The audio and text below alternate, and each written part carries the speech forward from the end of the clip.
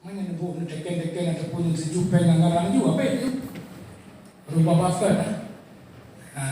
Yang kedua harap dari partai kamu harapan ke Dewan orang-orang yang orangnya tentu pada yang harus dapati langkah-langkah hukumnya untuk sama-sama untuk terpedih kerja orang-orang yang database sana YKA evaluasi balik pengosus bedih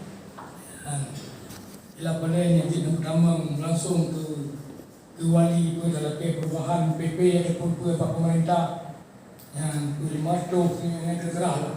Soalnya wali dia kala dengan kerana wali kala juga wali yang bukan untuk belum